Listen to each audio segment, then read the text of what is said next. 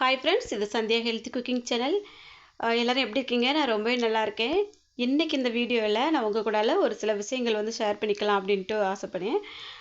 நம்ம வந்து வீட்டில் இருந்தே என்ன வேலை செய்யலாம் அப்படின்ட்டு ஒரு சில பேருக்கு ஒரு சின்ன சந்தேகம் வந்து இருந்துக்கிட்டே இருக்கும். எவ்வளோ படித்தாலும் நம்ம வீட்டில் இருந்து என்ன வேலை செய்யலாம் அப்படிங்கிற மாதிரி நிறைய பேருக்கு வந்து சந்தேகம் இருக்கும். ஆனால் நான் வந்து படிக்கலை, நிறைய படிக்கலை. நான் வந்து படிச்சிருக்கிறது நிறைய பேருக்கு தெரிஞ்சிருக்கோன்னு நினைக்கிறேன். நான் வந்து 8வது தான் படிச்சிருக்கேன். அப்புறம் கல்யாணம் பண்ணி குழந்தைங்கள்லாம் ஓரளவுக்கு வளர்ந்ததுக்கு அப்புறமா தான் நான் வந்து டெய்லரிங் அப்படிங்கிற ஒரு இதுக்கு வந்தேன். அதுவும் என்ன ஒரு காரணம் அப்படின்னா, நம்ம வந்து ஒரு கஷ்டமாக இருக்கக்கூடிய நேரத்தில் ஒரு துணி எடுத்தோம் அப்படின்னா, அதுக்கு நம்ம தையல் கூலி கொடுக்குறதுக்கே பார்த்தீங்கன்னா ஒரு ரூ. 100 ரூ. 150 ஆகுது அப்படின்னா, அதுக்கு அந்த டைமில் நம்ம தைக்க கொடுத்தா வாங்குறதுக்கு காசு இல்லாமல் இருக்கும். அப்போது நம்ம பிள்ளைங்களும் வளர்ந்து வரக்கூடிய டைமில் அவங்களுக்கும் பிடிச்ச மாதிரி ஒரு ட்ரெஸ்ஸு தைக்கணும் அப்படின்னா, அதுவும் நம்ம வெளியில் காசு கொடுத்தா தான் தைக்க முடியும். அப்படிங்கிற ஒரு எண்ணத்தில் தான் எனக்கு வந்து டெய்லரிங்லேருந்து சின்ன வயசுலேருந்தே சின்ன சின்ன ஆர்வங்கள் வந்து இருந்துகிட்டு அந்த ஆர்வத்தை நம்ம வந்து எப்படி பயன்படுத்திக்கலாம் அப்படிங்கும்போது தான் டெய்லரிங் கிளாஸ்க்கு வந்து போக ஆரம்பித்தேன். அதுக்கப்புறமா ஓரளவுக்கு துணிகள் வந்து நல்லாவே எனக்கு புரிகிற மாதிரி, ரொம்ப நாள் போகலை, கொஞ்ச நாள் போயிருந்தாலுமே எனக்கு வந்து அந்த டெய்லரிங்கில் இருக்க ஆர்வத்தினால நல்லா வந்து துணிகள் வந்து தைக்கிறதுக்கு வந்து நம்ம பக்கத்தில் இருக்கிறவங்க சொந்தக்காரவங்க எல்லாருமே வந்து ஆரம்பத்தில் இருந்தே துணி வந்து நிறைய தைக்க தர ஆரம்பிச்சிட்டாங்க. பழைய துணியில் பழகுனதை விட புது துணியில் பழகுனது தான் அதிகம். இப்போ வரைக்குமே ரெஸ்ட்டே இல்லை. கிட்டத்தட்ட ஒரு 13 14 வருஷத்துக்கு மேலே ஆயாச்சு. அந்த நாளிலிருந்தே நம்ம வந்து அப்படியே ஓடிக்கிட்டே தான் இருக்கோம். ஒரு நாள் வந்து ரெஸ்ட் எடுத்தாலும் அடுத்த நாள் வந்து கஸ்டமர் யாராவது ஃபோன் பண்ணி கேட்டால் அதுக்கப்புறம் நம்ம இனிமேல் ரெஸ்ட் எடுக்கக்கூடாது, நம்ம வேலையை பார்க்கலாம் அப்படின்னு சொல்லிட்டு எந்திரிச்சிருவேன். இன்றைக்கி அதே மாதிரி தான் காலையிலேருந்தே கொஞ்சம் உடம்பு சோர்வாக இருந்து கொஞ்சம் நேரம் ரெஸ்ட் எடுத்தேன்னா, பிள்ளைங்க வந்து 9 மணிக்கு ஸ்கூலுக்கு காலேஜுக்கெல்லாம் போகிறது வரைக்கும் வீட்டில் வந்து அப்படியே வேலை பயங்கரமாக இருந்துகிட்டே இருக்கும். அதுக்கப்புறம் பாத்திரம் கழுவுறது, வீடு தூக்குறது, வீடு கிளீனிங் இந்த மாதிரி எல்லா வேலையும் போயிட்டுருக்குமா, கொஞ்சம் உடம்பு சோர்வாகும். எப்போ நம்ம சின்ன பிள்ளைகளல்ல, அது மட்டும்தான் மனசில் எப்போவுமே தோணவே மாட்டேங்குது. ஏன் நமக்கு இப்படி இருக்கு அப்படிங்கிற மாதிரி தோணுது. அப்பப்போ பிள்ளைங்க தான் வந்து உங்களுக்கு வயசாகுது அப்படின்னு சொல்லி ஞாபகப்படுத்தினா தான் அதுவும் இருக்கலாமோ அப்படிங்கிற மாதிரி தோணுது. அப்படி கொஞ்ச நேரம் ரெஸ்ட் எடுத்துட்டு அதுக்கப்புறமா தான் வேலையை வந்து ஆரம்பித்தேன். மதியம் வரைக்கும் கொஞ்சம் ரெஸ்ட் எடுத்துட்டு அதுக்கப்புறமா போய் நம்ம ஃப்ரெஷ் ஆகிட்டு வந்துட்டு, ஒரு நாளைக்கு முன்னாடி ஒரு வந்து பாவாடை சட்டை கொடுத்துருந்தாங்க. அது வந்து தச்சு கொடுக்கணும். அவங்களும் ஒரு நாளைக்கு முன்னே தான் கொடுத்துருந்தாங்க. எனக்கு வந்து கொஞ்சம் தைக்க முடியாத ஒரு சூழ்நிலை, கொஞ்சம் லேட் ஆச்சு. இருந்தாலும் நம்ம வந்து வீட்டில் இருந்து வீட்டு வேலை பார்த்துருக்கோம், கொஞ்சம் நேரம் ரெஸ்ட் எடுத்திருக்கோம். அதுக்கப்புறமா நம்ம டெய்லரிங் வேலையை ஆரம்பிக்க போகிறோம் பாருங்கள். நம்ம விருப்பத்துக்கு நம்ம செய்கிற மாதிரி இருக்கா? இதுதான் இந்த டெய்லரிங் வேலை வந்து வீட்டில் இருந்து செய்கிறதுக்கு ரொம்ப ஒரு பெஸ்ட்டான வேலை.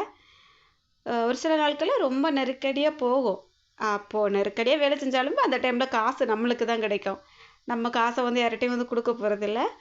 இப்போ ஃப்ரீயாக இருக்கிற அன்னைக்குமே வந்து நம்ம வீட்டில் வேலைகள் எல்லாம் பார்த்துட்டு ரெஸ்ட் எடுத்து ஒரு ப்ளவுஸ் தைச்சோம் அப்படின்னாலும் அதில் வரக்கூடிய ஒரு சின்ன வருமானமாக இருந்தாலுமே அது ஒரு பெரிய சந்தோஷமாக இருக்கும். எதனால் அப்படின்னா, நம்ம வந்து நிறைய படிக்கலை, நம்ம வந்து வெளியில் வேலைக்கு போய் அலைய வேண்டிய அவசியம் இல்லை.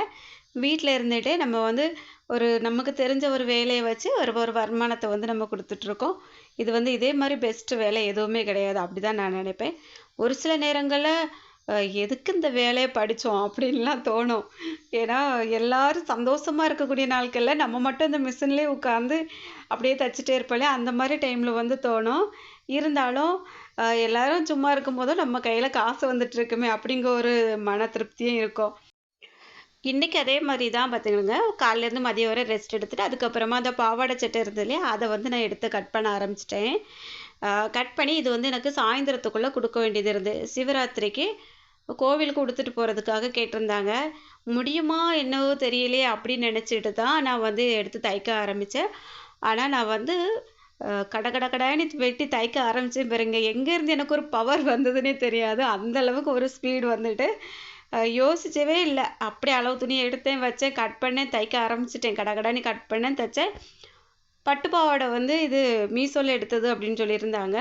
ரொம்ப நாளைக்கு முன்னாடி எடுத்து வச்சுருந்தேன் அப்படின்னு சொல்லி கொண்டு கொடுத்துருந்தாங்க. ஆனால் பார்க்க ரொம்ப நல்லா இருந்தது. அந்த வெந்தய கலரும் க்ரீன் கலரும் கலந்த மாதிரி ஒரு கலரில் கருப்பு கலர் பார்டரில் காப்பர் கலரில் ஜரி ஒர்க்கு சூப்பராக இருந்து நல்லா இருந்துச்சு.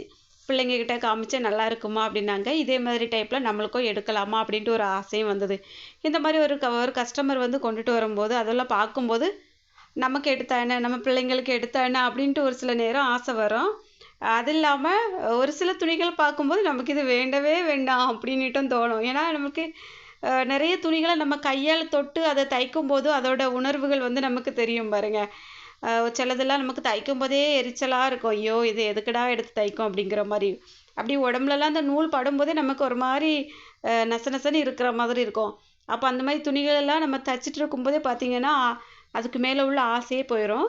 ஒரு சில துணிகள் வந்து பார்க்கும்போது நல்லா இருக்கு, இதே மாதிரி எடுத்தால் நல்லா இருக்கும்ல அப்படிங்கிற மாதிரி ஒரு உணர்வு வரும். அந்த மாதிரி நானும் வந்து என் மகக்கிட்ட இதை காமிச்சு நல்லா இருக்குல்ல அப்படின்னு சொல்லி பேசிட்டு இதை வந்து கட் பண்ணி தைச்சிட்டு இருந்தேன். ஏற்கனவே கொஞ்சம் பெண்டிங்கான துணிகள் எல்லாமே இருக்குது. இருந்தாலும் நம்மகிட்ட வந்து ரெகுலராக கஸ்டமர் இருக்கவங்க ஏற்கனவே அவங்களுக்கு ஒரு 2-3 ப்ளவுஸ் எல்லாம் நம்மகிட்ட பெண்டிங் இருக்கும். சரி அதுக்கு பதிலாக இன்னொன்று தைச்சி கொடுத்துறேன் அப்படின்னு சொல்லும்போது தவிர்க்கவே முடியாத ஒரு சூழ்நிலையாக இருக்கும். சரி அப்படின்ட்டு வாங்கி தைக்கிறதா. அவசர நேரங்களில் அது கொஞ்சம் எரிச்சல் கொடுத்தோம். இப்போ வந்து அப்படி இல்லை, ஃப்ரீயாக தானே இருக்கும் அப்படிங்கிற மாதிரி வந்து தைக்க ஆரம்பிச்சிட்டோம். இப்போ நம்ம வந்து ரொம்ப ஈஸியாக ஒரு கட்டிங் போட்டு எப்படி தைக்கிறது அப்படிங்கிறதுலாம் டெய்லரிங் சேனலில் வந்து நான் சொல்லி கொடுத்துருக்கேன். ஆனால் இந்த வீடியோ வந்து அதில் எடுத்து அப்லோட் பண்ணவே இல்லை. டைமே இல்லை எனக்கு, வீடியோ எடுக்கவா எடுக்காண்டமா அப்படின்ட்டு ஒரு இன்ட்ரெஸ்டே இல்லாத மாதிரி தான் ஒரு வீடியோ எடுத்துகிட்டு இருந்தேன். சரி நம்ம வந்து டெய்லரிங் பற்றி சொல்லலாம், புதுசாக தையல் பழகிறவங்களுக்கு யூஸ் ஆகும், இல்லைனா என்ன வேலை செய்யலாம் அப்படின்ட்டு தேடிட்டு இருப்பாங்க பாருங்கள். புதுசாக வீட்டில் இருந்து ஏதாவது வேலை செய்யலாமா, ஏதாவது தொழிலுக்கு பழகலாமா அப்படிங்கிறவங்களுக்கு இந்த வீடியோ வந்து ஒரு யூஸ்ஃபுல்லாக இருக்கும் அப்படிங்கிறனால தான் எடுத்தேன். இப்போ நான் பார்த்தீங்கன்னா சின்ன வயசுல இருந்தே பீடி தான் வந்து சுற்றிட்டு இருந்தோம் வீட்டில். பீடி சுற்றிட்டு இருக்கும்போது அதோட வருமானம் நமக்கு அந்த அளவுக்கு நல்லதாக தெரியலை. சரி இதை விட்டு கொஞ்சம் வேறு மாதிரி இருந்தால் நல்லா இருக்குமே அப்படிங்கும்போது தான் பிள்ளைங்க வந்து ஸ்கூல் போயிட்டுருக்க டைமில் நான் வந்து தையல் பழகிட்டு இருந்தேன். தையல் பழகி தைக்க ஆரம்பித்ததுக்கப்புறமா அந்த வேலையை அப்படியே விட்டுட்டு இதுதான் எனக்கு வந்து பெஸ்ட்டாக தெரிஞ்சுது. அதனால் இதுலேயே நான் வந்து ஃபுல்லாக என் டைம் எல்லாமே நான் ஒதுக்கி இந்த வேலை செய்ய ஆரம்பிச்சிட்டேன். நம்மகிட்ட வந்து ப்ளவுஸு, சுடிதாரு, பட்டு பாவாடை சட்டை, அனார்கலி சுடி அந்த மாதிரி எல்லாமே நம்ம வந்து தைக்கிறோமா ஓரளவுக்கு எல்லா கஸ்டமருக்குமே நம்ம தைச்சி கொடுக்குற மாதிரி இருக்கும். நம்ம சுற்றி இருக்கவங்க வந்து கண்டிப்பாக நம்மகிட்ட தைச்சவங்க வேறு எங்கேயுமே போக மாட்டாங்க. அதுவுமே நான் வந்து என்னால் முடியவே முடியாதுன்னு ஒரு சூழ்நிலையில் விட்டேன் அப்படின்னா மட்டும்தான் அவங்க வந்து வெளியே எங்கேயாவது போய் தைக்க போவாங்க. அப்படி வெளியில் கொடுத்து தைச்சி ஏதாவது செட் ஆகலைன்னு வைங்களேன், அப்பவும் அடுத்த டைம் நம்மகிட்ட வந்து சொல்லுவாங்க, வெளியில் கொடுத்து தைச்சேன் நல்லாவே இல்லை, துணி வேஸ்ட் ஆகிட்டு, ப்ளவுஸு வேஸ்ட் ஆச்சு, பணம் வேஸ்ட் ஆச்சு, இந்த மாதிரி சொல்லும்போது கொஞ்சம் நம்மளுக்கு கஷ்டமாக தான் இருக்கும். எனக்காக இல்லைனாலும் கஸ்டமர்களுக்காகயாவது நான் நல்லா இருக்கணும் அப்படிங்கிற மாதிரி எனக்கு தோணும். ஒரு சில நேரங்களில் வந்து கஸ்டமர் நல்லா இருந்தால் தான் நம்மளும் நல்லா இருக்க முடியும் அப்படிங்கிற எண்ணம் தான் வரும். மக்கள் வந்து நம்மளை சுற்றி இருக்கவங்க நல்லா இருந்தால் தான் நிறைய துணிகள் வந்து அவங்க நல்லது வரும்போது நிறைய துணிகள் வந்து எடுப்பாங்க, நம்மளை தேடி தேடி வருவாங்க. அப்போ அவங்க நல்லா இருந்தால் தானே முடியும். அதனால் அடுத்தவங்க நல்லா இருந்தால் தான் அதை வச்சு நம்மளும் நல்லா வர முடியும். இதுதான் எப்போவுமே நான் வந்து யோசிக்கிறது. ஆனால் நிறைய பேர் எப்படி நினைக்கிறாங்கன்னு தெரியலை. நம்ம இது வரைக்குமே நான் வந்து அந்த மாதிரி தான் வந்து எல்லாத்தையுமே நினச்சிட்டே இருக்கேன். ஒரு சில கஸ்டமர் வந்து நமக்கு ரொம்ப தொல்லை கொடுத்துட்டே இருப்பாங்க. அவங்க வந்து ஒரு பாசத்தினால கொடுக்கக்கூடிய தொல்லையாகவும் இருக்கலாம். எதையாவது ஒன்று சொல்லி சொல்லி நம்மளை வந்து ரொம்ப டிஸ்டர்ப் பண்ணுற மாதிரி இருக்கும். நம்மளால் முடியாத நேரத்தில் வேண்டாம் கடவுளை இவங்கள ஒதுக்கி விட்ருவோம் அப்படிங்கிற மாதிரிலாம் சில நேரம் நம்ம வந்து மைண்டு தோணும். இருந்தாலும் திரும்ப திரும்ப நம்மளை விட்டு விலகவே மாட்டாங்க. அப்படி நிறைய பேர் ஒரு பாசத்துக்கு அடிமையான கஸ்டமர் எல்லாம் வந்துட்டு இருப்பாங்க. இதெல்லாம் இந்த மாதிரி ஒரு தொழில் பார்க்குறதுனால தான் இந்த அனுபவங்கள் எல்லாம் நமக்கு கிடைக்குது. நம்ம வந்து லட்ச லட்சமாக கட்டி வந்து படிக்க போகலை, நிறைய செலவு பண்ணியும் வந்து டெய்லரிங் தொழிலை வந்து பழகலை. ஏதோ என்னால் முடிஞ்சது ஒரு 500 ரூபாயில் நான் வந்து செலவு பண்ணி பழகின தொழில் தான் இன்னைக்கு வரைக்கும் என்ன கை கொடுத்துட்ருக்கு. முக்கியமாக சொல்லப்போனால் என் குடும்பத்தோட வருமானத்துக்கு இது ஒரு முக்கிய பங்கு தான். ஏன்னா எப்போவுமே வந்து ஒருத்தவங்களோட வருமானம் மட்டுமே பத்தாது. வீட்டில் கூட ஒருத்தவங்க வந்து சேர்ந்து ஹெல்ப் பண்ணி ஒரு சின்ன உதவியாக இருந்தாலும் பண்ணும்போது அது வந்து பெரிய அளவுக்கு வந்து கொண்டுட்டு போகும். அந்த மாதிரி தான். ஏன்னா என்ன ஆரம்பத்தில் இருந்தே தெரிஞ்சவங்களுக்கு தெரியும். அந்த அளவுக்கு ஒரு ஒரு கஷ்டமான சூழ்நிலையில் தான் இருந்தோம். இப்போவும் கஷ்டம் இருக்குது, நம்ம இல்லைன்னு சொல்ல முடியாது. ஏன்னா பிள்ளைங்கள்லாம் படிச்சுட்டு இருக்காங்க, பண தேவைகள் வந்து அதிகமாக தேவைப்பட்டுட்டே இருக்குது. இப்போ வந்து ஹஸ்பண்டோட வருமானம் மட்டுமே வந்து குறைவாக இருக்கக்கூடிய டைமில் நம்மளும் அதுக்கேற்ற மாதிரி ஒரு வருமானத்தை பெருக்கிக்கிட்டோம் அப்படிங்கிற டைம் பார்த்திங்கன்னா அந்த டெய்லரிங் வேலை ஆரம்பித்ததுக்கப்புறமா எப்போவுமே நம்மகிட்ட வந்து ஒரு நாளைக்கு 50, 100, 200 இப்படி வந்து உருண்டு பிறண்டு வந்துகிட்டே இருக்கும். ஒரு சின்ன ஆல்ட்ரேஷன் பண்ணாலும் அப்போதைக்கு வந்து ஒரு 20, 30 ரூபாயிலேருந்து ரூ. 50 100 அந்த மாதிரி வந்துட்டே இருக்கும். ஒரு ப்ளவுஸ் தைச்சா அதுக்குள்ளே ரூபா வரும், ஒரு சுடிதார் தைச்சா அதுக்குள்ளே அது வரும். அப்படி வரும்போது நம்ம கையில் எப்போவுமே அந்த ரூபாங்கிறது புரண்டுட்டு வந்துக்கிட்டே இருக்கும். அப்போ நமக்கு வந்து ஒரு கவலைகள் வந்து அந்த இடத்துல குறைவாகும். அதனால ஒரு சில நேரம் கஷ்டமாக இருந்தாலுமே இந்த தொழிலை வந்து கைவிடுறதுக்கு மனசே வராது. இந்த உலகத்தில் கஷ்டம் இல்லாத வேலை எதுவுமே கிடையாது. எல்லா வேலைகள்லையுமே கஷ்டம் உண்டு. அது வந்து அவங்கவங்களுக்கு அந்த வேலையில் இருந்து செய்யக்கூடியவங்களுக்கு மட்டும்தான் தெரியும். அதே மாதிரி தான் ஒரு சில நேரம் ரொம்ப கஷ்டமாக இருக்குது ஏன்டா அப்படின்ட்டு இருக்கும். அதுக்கப்புறம் பரவாயில்ல கஷ்டப்பட்டாலும் அதுக்குள்ளே பலன் தானே கிடைக்க போகுது அப்படின்ட்டு மனசில் ஒரு சின்ன திருப்தி வந்துடும். இப்படி தான் நானே எனக்கு ஆறுதல் சொல்லிட்டு கொண்டுட்டு போயிட்டுருப்பேன். கிட்டத்தட்ட ஒரு 3 4 மாதமாக ரொம்ப ஒரு கஷ்டத்தில் தான் இருந்தேன். இப்போ ஓரளவுக்கு அதிலேருந்து ரிலீஸ் ஆகி வந்துட்டேன். வேலைகளில் கொஞ்சம் ஆர்வத்தை அப்படியே வந்து கொடுத்துட்டு நம்ம வீட்டு வேலைகளையும் ஆர்வத்தை கொடுத்துட்டு அப்படியே போயிட்டுருக்கு. ஹெல்ப்புக்கு வந்து யாராவது இருந்தாங்கன்னா அன்றைக்கி நாள் வந்து கொஞ்சம் ஈஸியாக இருந்த மாதிரி இருக்கும். அப்படி இல்லைன்னா நானே கடந்து ஒத்தையிலே கஷ்டப்பட்டது போல் இருக்கும். இப்போ பிள்ளைங்களுக்கெல்லாம் வந்து ஸ்கூலு காலேஜெல்லாம் போயிட்டுருக்க டைம் பார்த்திங்கன்னா நான் தான் மொத்தமாக இழுத்து போட்டு எல்லா வேலையும் செய்கிற மாதிரி இருக்கும். அதுக்கப்புறம் அவங்க ஃப்ரீயாக வீட்டில் இருக்க டைமில் எப்படியாவது வந்து எனக்கு வீட்டு வேலைகள் வந்து செஞ்சு கொடுத்துருவாங்க. அதனால எனக்கு அந்த டைம் மட்டும் கொஞ்சம் ஃப்ரீயாக இருக்கும். இருந்தாலும் பிள்ளைங்க வீட்டில் இருக்கிற டைம் பார்த்திங்கன்னா அவங்களோட நம்ம வந்து எப்படி நேரத்தை போக்குறது அப்படிங்கிறது இப்போ கொஞ்சம் யோசிப்பேன். ஏன்னா எப்போவுமே நம்ம வந்து வேலைன்னு வேலையிலே இருந்துடக்கூடாது. பிள்ளைங்கக்கிட்டேயே நம்ம வந்து நல்லா பேசி எடுத்து இருக்கிற மாதிரி இருக்கணும் அப்படிங்கிற மாதிரி ஒரு எண்ணம் தான் வரும். அதனால இப்போ வந்து முன்னாடியை விட கொஞ்சம் கம்மி பண்ணி தான் வச்சுருக்கேன். ஏன்னா டெய்லரிங் வேலையை பொறுத்த வரைக்கும் எப்போ டைம் கிடைக்கோ அப்போ செய்கிற மாதிரி அப்படியே வந்து இது கொண்டு போயிட்டேன். ஏன்னா ரொம்ப டென்ஷன்லேயே இருந்து நம்ம எப்போவுமே இருந்துட்டு இருந்தோன்னு வைங்க, நமக்கான லைஃப்பை வந்து நம்ம விட்டுருவோம். அது மட்டும் தெரிஞ்சுட்டு அதனால டெய்லரிங்கான ஒரு டைம் ஒதுக்குனாலும் நமக்கான ஒரு டைமே நம்ம ஒதுக்கணும். அதுவும் லேடிஸை பொறுத்த வரைக்கும் ஒரு வயசுக்கு மேலே பார்த்தீங்கன்னா உடம்பை மெயின்டைன் பண்ணுறத வந்து கவனிக்கவே மாட்டாங்க. நானுமே கிட்டத்தட்ட அப்படி தான் ஆயிட்டேன்னு நினைக்கிறேன். அதனால தான் இப்போ தொடர்ந்து நிறைய பிரச்சனைகளுக்கு மேலே பிரச்சனைகள் வந்துகிட்டே இருக்குது. அதனால் இப்போ வந்து நமக்கான ஒரு ஒரு சில நேரங்கள் நமக்கான டைமை ஒதுக்கி ஆகணும். நம்மளோட உடம்பு ஆரோக்கியத்துக்கு இருக்கட்டும், எதுக்காக இருந்தாலும் நம்ம வந்து ஒரு டைம் ஒதுக்கணும் அப்படின்னா தான் நல்லாயிருப்போம் அப்படிங்கிற மாதிரி ஒரு சூழ்நிலை. அதனால் இப்போ வந்து டெய்லரிங் வேலையோட சேர்த்து வீட்டு வேலைகளோட சேர்த்து நமக்கான நேரத்தையும் ஒதுக்கி கொஞ்சம் கொஞ்சம் அப்படியே போயிட்டு இருக்கு. பரவாயில்ல. ஏன்னா இது எப்போவுமே காலம் வந்து ஒவ்வொருத்தருக்கும் ஒரு பாடத்தை கற்றுக் கொடுக்கும். அந்த மாதிரி அப்பப்போ நம்மளுக்கு ஒரு பாடத்தை கற்றுக் கொடுத்தா தான் நம்மளும் பழகிக்குவோம். அதனால தான் இப்போ வந்து ஓரளவுக்கு பரவாயில்ல, வேலைகளும் போயிட்டுருக்கு. எனக்கும் உடம்புக்கு நல்லா இருக்குது. இந்த ப்ளவுஸ் மாடல் பாருங்கள் எப்படி தைச்சிருக்கேன் அப்படின்ட்டு. ரொம்ப சொல்கிற அளவுக்குலாம் இல்லைனாலும் ஓரளவுக்கு பரவாயில்ல. நம்ம வந்து ஒரு பானை நெக்கு வச்சு அதில் ரோப் வச்சுட்டு அதுக்கப்புறமா சுற்றியும் லேஸ் வச்சுருக்கேன். எல்போ ஸ்லீவ் வச்சு இந்த ப்ளவுஸ் வந்து தைச்சி முடிச்சுட்டேன். அதுக்கப்புறமா பாவாடை வந்து சுருக்கு வச்சு தைக்கணும். பாவாடைக்கு வந்து லைனிங் வைக்காண்டா அப்படின்னு சொல்லிட்டாங்க. ஏற்கனவே நம்ம வந்து உள்ள பாவாடை எல்லாமே உடுக்கதா போகிறோம், ரொம்ப வெளியில் தெரியாது.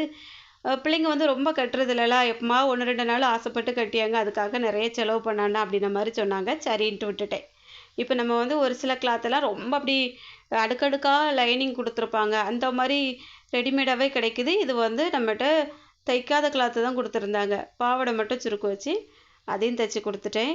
இப்போ மதியம் வரைக்கும் ரெஸ்ட் எடுத்திருந்தேன்னா அதுக்கப்புறம் இது தைச்சி ஒரு 5 மணிக்கு மேலே கொடுக்கும்போது எனக்கு ரொம்ப சந்தோஷமாக இருந்து, பரவாயில்ல எவ்வளோ நேரத்துக்குள்ளே தைச்சி முடிச்சிட்டே அப்படின்ட்டு எனக்கே நானே ஒரு வாழ்த்து சொல்லிட்டு இந்த தைச்ச ப்ளவுஸை அழகாக நீட்டாக ஊக்க வச்சு கொடுத்தாச்சு. ஊக்க நான் வைக்கல, அதுக்குள்ளே என் மக வந்துட்டா ஊக்க அவளே வச்சுட்டா.